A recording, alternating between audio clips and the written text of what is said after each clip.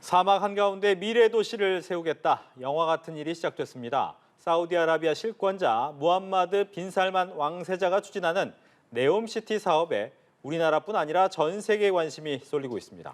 우리나라 기업 참여가 거론되면서 제2의 중동붐 전망도 나옵니다.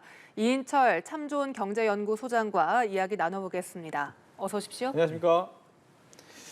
빈 살만 왕세자의 방안을 우리나라 재계가 들썩이고 있는데 궁금한 건 빈 살만 왕세자가 도대체 어떤 사람인가라는 부분입니다. 1985년생이에요. 네. 우리나라 나이로 37살이래요. 예. 근데 이제 비공식 세계 최고 부자라고 합니다. 네. 갑자기 여기서 이제 만수르가 등장을 해요. 네. 우리 알기로는 가장 부자로 알려 있는데 그렇죠. 10배 정도 도프를 축적했다고 합니다. 근데 세계적인 이제 뭐 포브스라든가 이런 잡지에서 이 사람을 빼는 이유는 사실 빈 살만 왕세자가 갖고 있는 거는 사우디 국부펀드 그리고 아람코 대주주거든요. 네. 그러니까 국가 재산인지 개인 재산인지 경계가 모호하다. 다만 추정하건대 한 2조 달러다. 야, 2조 달러라고 하면 환산하면 2,800조 원이 넘어요. 그 그냥 보통 예금 2% 보통 예금에 넣어놔도 네. 연 이자가 50조 원이에요. 네. 자, 그런 정도의 부를 갖고 있기 때문에 아마 이제 롯데 뭐 스위트룸 2,200만 원짜리 뭐 400호실을 단독으로 다 쓴다라고 얘기를 하는데 그가 왜 너무 좋은 얘기만 했으니까 네. 좀 안 좋은 얘기를 들여다보면 네. 그와 경쟁했던 왕자가 몇 명이나 될까요? 몇 명입니까? 7천 명이에요. 어. 그 정적을 다 물리쳤다는 거예요. 네. 피 묻은 손. 여기에다가 왕세자 특히나 이제 이 사우디 왕가를 좀 이제 왕실을 비판했던 언론인이 있었어요. 네. 카시쿠지. 네. 암살 배후에 빈 살만 왕세자가 있다고 미국은 믿고 있어요. 그걸 공개적으로 바이든 대통령이 얘기하면서 70년간 굉장히 돈독했던 사우디와 미국과의 관계가 좀 틀어지는 계기가 됐거든요. 자, 그런 그가 사실은 2017년에 야, 우리나라는 지금 보니까 석유 의존도가 너무 높아. 80%가 석유를 파먹고 사는 나라예요. 이거 지금 2050년 되면 전부 다 이제 이 탄소 제로로 가겠다고 하는데 어떡하지?를 고민하다가 2030 이 프로젝트를 발간한 게 바로 네옴시티 프로젝트입니다. 네. 이 규모가 어마어마해요. 5천억 달러예요. 5천억 달러. 이게 뭐 환산하기에 따라서 660조다, 700조다 얘기가 많은데 올해 우리나라 예산이 한 해 예산이 600조 남짓이에요. 우리 예산을 뛰어넘는 거고요. 이 프로젝트를 통해서 사막 한가운데다가 네. 미래 신도시를 짓겠다라는 겁니다. 서울 규모의 44배. 네. 거기에다가 홍해를 이루는 데는 육상, 해상 부유식 팔각형 모양의 산업단지를 만들고요. 사막 한가운데는 주거단지를 만듭니다. 그리고 그 옆에 계곡이 있어요. 계곡은 문화 관광단지로 조성하겠다라는 게 이 계획 프로젝트인데 그러다 보니까 전 세계가 주목을 하고 있어요. 이게 성공하면 굉장히 우리가 이제 일론 머스크가 화성에다가 인류를 이주화시키겠다 이런 거랑 비슷한 케이스거든요. 지금까지 어느 누구도 시도하지 않았고 시도하지 않았었기 때문에 이 미래의 총 기술이 종합적인 이제 미래 기술을 이제 한눈에 내다볼 수 있는 거기 때문에 아마 이 돈을 잡기 위해서 전 세계가 밀묻 경쟁을 하고 있는 겁니다. 네. 지금 말씀하신 이 네옴시티가 그러니까 친환경 도시잖아요. 그러면 이 빈 살만 왕세자가 왜 석유 중심의 경제 체제를 탈피하려고 하는 겁니까? 앞서 제가 사우디는 석유 값이 내려가면 경제가 위축돼요. 80% 정도의 석유 의존도를 갖고 있습니다. 근데 우리는 파리 기후 변화 협약을 통해서 2050년 되면 탄소 배출량 제로입니다. 네. 그때는 더 이상 휘발유 차량을 만들지 않겠다는 거예요. 친환경 차량으로 대체됩니다. 그렇게 되면 사우디는 지금 급격하게 위축될 수밖에 없죠. 자, 그러면 사우디는 석유 이후에 뭘 먹고 살아야 되냐를 걱정하는 겁니다. 그러다 보니 뭐 아부다비, 부다비를 보다 보니 자, 그러면 우리가 미래 신도시를 건설해서 우리도 무역 중개를 하고 그 미래형 이제 인프라스트럭처를 갖추게 되면 이런 이 산업이 석유 의존도의 산업이 조금은 이제 분산되면서 앞으로 이제 더 나은 사우디를 바라볼 수 있겠다라고 해서 아마 이 프로젝트가 성공하게 되면 우리가 사실은 이 일론 머스크가 화성 프로젝트 얘기하다 보니까 저 사람은 천재 아니면 괴짜일 거야라고 얘기했는데 네. 하나둘씩 현실화하고 있거든요. 그렇죠. 그러니까 그런 걸 보게 되면 지금 사실 2017년 계획을 발표했는데 5년간 뭐 코로나도 있었지만 사업을 시작하지 못했어요. 근데 이달 초에 시작을 했어요. 사막 허허 벌판은 아무것도 없었는데다가 지금은 공사 차량이 들어갈 수 있는 아스팔트가 깔렸어요. 그리고 여기서 지금 우리 삼성물산 현대건설이 밑에서 지하 작업을 하고 있습니다. 네. 이런 걸 보게 되면 타이밍은 좀 늦어질 수 있겠지만 실현 가능성이 있는 거 아니야? 그러다 보니까 이제 뭐 오늘은 우리나라였지만 우리나라를 거쳐서 선물 보따리를 풀고 갔지만 네. 아마 일본에 가서도 상당히 수주가 나올 것으로 보입니다. 예, 말씀하신 것처럼 선물 보따리라고 얘기를 하셨지만 윤석열 대통령 같은 경우에도 관저에 이제 처음으로 초청한 사람이 이제 빈살만 왕세자가 됐고 또 오랜 시간 또 얘기도 했단 말이죠. 뭐 얘기를 해보니까 이제 협력 우리 기업 좀 많이 일했으면 좋겠다 이런 얘기를 한 것 같긴 해요. 맞습니다. 네. 아마 이제 빈살만 왕세자가 G20 회담에 참석한 것도 그렇고요. 그리고 이제 이 한남동 대통령 관저에서 처음으로 또 정상회담을 했는데 특히 왕세자가 요구한 건 세 가지 분야였어요. 하나가 에너지 분야, 그리고 방위산업 분야, 여기에다가 인프라 건설 분야. 다 우리가 잘하고 있는 건 맞는데 네. 네옴시티하고 방산 분야는 좀 안 맞아요. 그렇잖아요. 당장 네. 필요 없는 분야임에도 불구하고 이걸 얘기했다는 얘기는 앞으로 한국의 이제 방산 수출이 잘 되고 있거든요. 네. 이것도 협력을 사우디와 국방 역량을 좀 더 강화하겠다라는 의지의 표현으로 보이고 또 하나 경제적 측면에서는 지금 그 미래지향적 전략 동반자 관계로 더욱 격상하겠다라는 겁니다. 그러니까 이번 이제 네옴 프로젝트와 더불어서 전략적 파트너십 위원회를 신설해서 아마 우리도 국가 차원에서 원팀 코리아를 구성했거든요. 22개 기업들이 이 네옴시티 프로젝트를 수주하고 하기 위해서 정부 차원에서 이제 이 협력을 하고 있는 상황이기 때문에 아마 정부도 굉장히 지금 국내 경기가 굉장히 어렵잖아요. 네. 특히나 건설 경기는 최악이거든요. 이걸 돌파하기 위해서 사우디 이제 제2의 중동붐 건설에 우리 기업들이 거는 기대가 상당합니다. 네. 또 오늘 이 왕세자가 대기업 총수들과도 만났습니다. 약 1시간 반 동안 차담회를 가졌는데 여기에선 어떤 얘기들이 오갔을까요?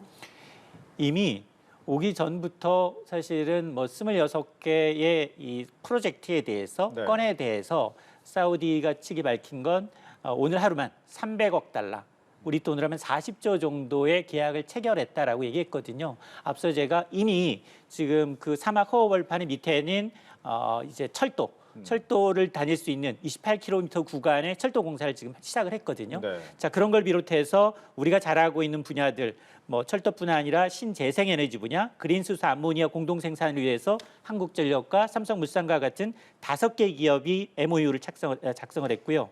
또 현대로템의 경우에는 이 2조 5천억 원 규모의 네오 철도 건설 협력을 약속받았습니다. 네. 이외에도 뭐 롯데, 대우건설, 효성 각각의 분야에 대해서 파트너십을 구축했는데 여기서 중요한 건 MOU라는 건 메모 오브 언더스탠딩이라고 해서 양해각서예요. 구속력이 있다 없다 없습니다. 실질적으로 최종 계약을 하느냐에 따라 좀 달라질 수 있는 부분이기 때문에 네. 그리고 이 뭐 지금 나왔던 300억 달러라는 거는 사실 5천억 달러에 대비하면 비중이 거의 6%예요. 한 개 국가에다가 대규모 프로젝트 6% 이상을 내주는 건 쉽지 않거든요.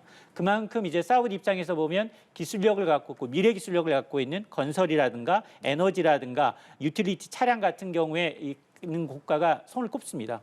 우리나라, 일본, 중국, 유럽뿐이에요. 그러다 보니 아마 상당히 많은 부분들이 얘기는 되지만 구체적으로 건건이 얼마인지에 대해서는 아마 언급이 없을 겁니다. 네. MOU 체결 이야기만 하더라도 오늘 우리 코스피 시장이 빠지다가 이 관련 종목들은 또 많이 올랐단 말이죠. MOU인데도 이렇게 오르면 실제 계약하면 뭐 중동붐이 어마어마하겠어요. 그러니까 저는 사실은 이 분의 성향이 게임도 되게 좋아요. 그렇죠. 네. 게임의 2대 주주 얘기도 있었죠. 맞습니다. 네. 넥슨과 NC소프트의 경우에는 사우디 국부펀드가 2대 주제예요. 사우디 국부펀드 이 사람이 갖고 있습니다. 네. 그래서 증시에도 아마 관련 테마주들이 굉장히 주가 변동폭이 굉장히 커요. 일희일비하고 있는데 문제는 저는 이걸 생각하셔야 돼요. 이런 대형 건물이 하나 만들어지면 마천루의 저주라는 게 있거든요. 사실 초기에는 거기 사업 활성화가 되기가 어려워요. 네. 초기 자금이 엄청나게 투입이 되는데 실제로 그게 활성화되고 이제 손익분기점을 넘기 위해서는 굉장히 많은 시간과 노력이 필요한데 여기는 지금 우리나라 예산이 들어가는 겁니다. 그리고 2017년 계획했는데 5년 착공 기간이 늦어졌어요. 그러게 되면 이게 무슨 얘기냐? 아무리 부자라고 하더라도 700조 원에 달하는 프로젝트 자기 돈으로 하는 사람 없어요. 외신에 따르면 여기에 들어가는 비용이 한 3,200억 달러 경우에는 초기 자금이 필요한데 이 자금 어떻게 조달할 거냐? 일단 사우디 국부펀드가 절반가량을 그리고 나머지 1,600억 달러의 경우에는 이 네옴 프로젝트를 증시에 상장해서 투자자를 모집하는 방법을 검토하고 있거든요. 그만큼 이 MOU에는 어떤 것이 들어있느냐. 야, 너네 기술력만 있는 거 보는 거 아니야. 니네가 자금 갖고 와서 선시공해. 후정산하자. 이럴 수 있다는 겁니다. 그러니까 자금력이 굉장히 든든하게 받쳐져 있고 기술력이 담보된 이 기업들이 뛰어들 수 있는 굉장히 장이기 때문에 그렇기 때문에 아마 우리 이제 국가 차원에서 국토부에서도 아마 원팀 코리아를 꾸린 것으로 알려지고 있습니다. 네, 들어보니까 MOU는 구속력이 없고 또 많은 세계 기업들도 여기에 관심을 가질 거란 말이죠. 좀 경쟁이 더 치열해지지 않을까요? 치열해질 거예요. 그리고 사우디가 지금 이 프로젝트를 완성하기 위해서 미국의 도움이 절실해요. 네. 투자하기 위해서도 마찬가지고요. 근데 등졌단 말이에요. 사실 바이든 대통령이 카시쿠지 암살 배우로 빌살만을 지목을 하면서 굉장히 끝까지 응징하겠다라고 하다가 갔어요. 네. 석유 때문에. 그렇죠. 지금 자국의 지지율이 떨어지는데 야 증산 좀 해보자라고 갔는데 증산 안 했어요. 그렇죠. 조금 했어요. 오히려 감산했어요. 뒤통수 때린 격이거든요. 그래서 아마 자금 조달에 미국이 방해하게 되면 힘들어져요. 그래서 그런 것도 좀 이 위기가 될 수 있고 또 하나는 사실은 지금 보게 되면 전 세계가 출혈 경쟁을 하게 돼요. 너무 하겠다는 사람들이 다 많아. 네. 가장 출혈 경쟁 잘하는 데가 중국이에요. 어. 근데 여기는 내가 최고 부자임에도 불구하고 난 돈만 있지 기술력이 없단 말이에요. 그런데 나는 일본이나 그리고 한국을 쓰고 싶은데 네. 눈치를 봐야 되는 거예요. 네. 그러다 보니 아마 중국도 상당 부분 들어올 거고 뭐 스페인이라든가 이탈리아라든가 이 영국에 있는 유럽 국가에 있는 국가들 가운데서도 이 기술을 갖고 있는 곳들이 상당히 경쟁을 할 겁니다. 그렇기 때문에 이거는 중장기적으로 이게 어떤 의미가 있느냐. 사우디랑 계약을 해서 이 프로젝트를 했다는 얘기는 기술력을 일단 인정받았다. 자금력도 있다. 그렇기 때문에 앞으로 똑같은 프로젝트가 또 다른 국가에서 이어진다면 굉장히 수주 가능성이 높다는 겁니다. 네. 그렇다면 적어도 2030년이면 이제 8년 정도 남았는데 이 8년 안에 어느 정도 윤곽은 나올 수 있느냐? 이건 어떻습니까? 저는 8년 안에는 힘들다. 어. 여기 가장 중요한 게 사실은 주거단지예요. 170km인데 폭이 200, 높이가 500이에요. 우리 롯데 월드타워가 한 550m 되거든요. 그걸 일직선으로 양옆으로 질비하게 일직선으로 넣는다는 얘기고요. 외곽은 투명한 유리로 마감하겠다는 겁니다. 네. 자, 그게 언제까지? 2025년까지 마감하겠다는 게 계획인 로드맵이에요. 근데 지금 3년 이내 그게 돼요? 하나도 지금 허벌판에서 전 불가능하다고 보고요. 다만 이게 공사 기간이 지연되면 이게 이제 제가 아까 말씀드렸습니다만 비용이고 또 하나는 뭐냐. 국제유가가 지금은 러시아 때문에 가스관을 잠그면서 굉장히 좋지만 국제유가가 떨어지게 되면 수익원이 떨어지잖아요. 네. 이자 비용이 기하급수적으로 늘 수 있거든요. 그렇기 때문에 아마 이제 고유가 시대 석유 팔아서 막대한 이윤을 남기고 있기 때문에 프로젝트는 가능하지만 국제유가 변동폭이 커서 자금 조달 면에서 공사 기간이 좀 길어지는 건 사우디한테 상당히 좀 불리한 부분이 있고 이 부분 때문에 아마 사우디가 구체적인 계약서 내용의 금액이며 아니면 계약 조건을 명시하지 않을 수도 있는데 아마 이 부분을 아마 중국이나 아니면 저가 수주를 원하는 국가들에서 아마 노릴 거라고 생각합니다. 예. 네. 우리가 가장 많이 기대하는 부분이 제2의 중동붐이 일어날 것인가. 과연 이 네옴시티 특수를 좀 기대해 볼 수 있을까. 그 부분인 것 같습니다. 어떻게 전망하십니까? 맞습니다. 지금 뭐 어쨌든 저는 이런 시도가 나타나고 있다는 건 굉장히 긍정적이고요. 왜냐하면 야 저거는 실현 불가능할 거야. 우리하고는 상관없어가 아니라 우리가 지금 국내 사정이 너무 안 좋잖아요.